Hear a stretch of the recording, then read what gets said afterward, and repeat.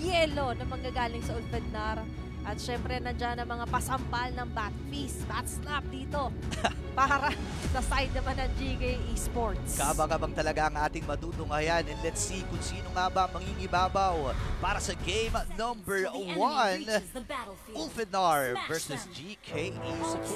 Sisimulan na muna natin ang una nilang laban on a best of 3 series ito sa kanilang unang pagtatapak. Both from Group A po ito, so naglalabanan sila dun sa isang puntos.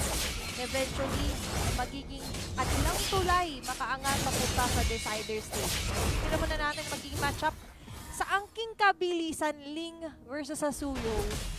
For me, iba rin talaga yung prowess ng Ling lately. Iba talaga. Tsaka kapag ka nasa mid to late game ka, normally kapag nakakita ka ng Ling, yan na yung mga kumukontrol ng... Kasi meron yung panghatak, mini-hatak eh, diba? Nagko-close off yung cross, yung back close niya dito. Pero ngayon, medyo nagko-close off sila after first blood. Okay, nakakuha kagad sila dito sabay gamit ng 4 na blades. Ang Ulfednar, nagsipitawan ang kanilang posisyon sa turtle. Okay, nailabag yung Glorious Pathway habang nagamit na rin agad yung Battery Saving 47 sabay sipa! Mula kay Alien, Rosa nakuha ng kill. Habang ang pagong ay nas-secure na rin. Sama yung maatras. Andun yung mga sundot mula dito kay TNZ. Dalon with the Avenue of the Guardian at mahigipin din si Shen.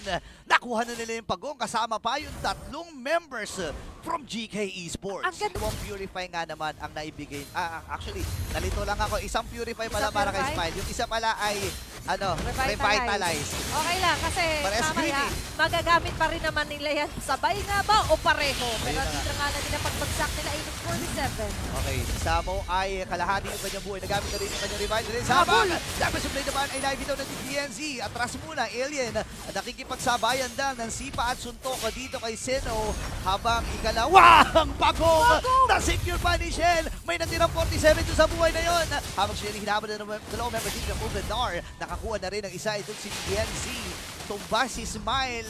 Pero napasmile din doon si Shen dahil na-secure na nanakawan nga sila. O, hayaan mo na yung turtle na yun. Pero ngayon, may isa na nung masisipa, si Shen, aatras. Okay na pa wild charge din, pero sumugod dito si Samo. Kaya lang wala siyang kasama pasugod. Nakahawakan ni Zino at ang buong kumuna ng GK Esports. Itong Lord na ito, help him na. Si Eden din nag-aabang. Wala na siyang sipa dito, pero sumisecure lang ng objective dun sa may bandang ibabay si TNZ. Sabi niya, sige, i-extend natin itong mga team fight habang wala pa si TNZ sa pagitan or sa paligid ng Lord. Ang nag-aabang sa kanya dyan, ha? Okay lang, ready na raw siya. In a few seconds, magiging ready na rin ang flicker niya. 10 seconds, pinakamatagal na segundo ng buhay niya. Inuuna na yata siya. Raging Laser, nagamit lang rin. At si Chen nakakuha ng kill. Apex 47, down to 30% yung kanyang kill dito habang Avenue of the Guardian. Pero doon na si Germs. Habang si Smile nakakuha rin ng kill. TNZ secures that Lord. Atras na magiging call ng Ulfednar. Natuto na. Dito sila TNZ. Naka-reserve talaga. Aray! Ang ganong klaseng lakas! Hindi ka mangingiti talaga doon!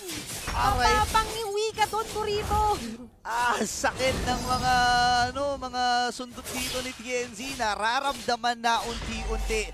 5-0-3 na KD. Alam ko, available na rin yung kanyang Malefic Gun eh. At unti-unti na natin yung makita later on. Kapag ka na-extend nila to, makadepensa na maayos, that's the time that they could go for the rest back. Kaso nakita rin naman natin kung paano tinutunaw pa isa-isa ng Ulfednar ang kanilang mga inhibitor here. Top, mid ay basag na nga lang din.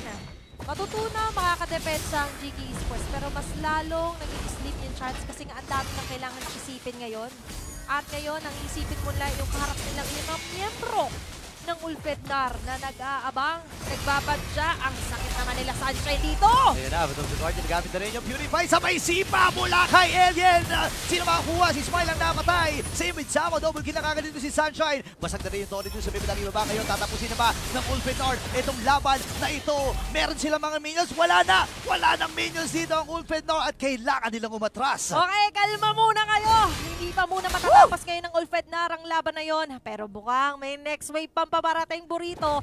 May 3 na rin tira para dito GK Esports na dedepensa. Kakayanin ba nila dito ang mga Turkish Titans na unti-unti na nga sumusugod kompleto ang mga minion? Okay, round number 2 ha. Habang mabilis lang nila kukunin yung mga minions na meron pang catapult at game number 1 ay mapupunta sa Ulfednar. The Turkish Titans getting the first game win laban GK Esports. Grabe, nagmount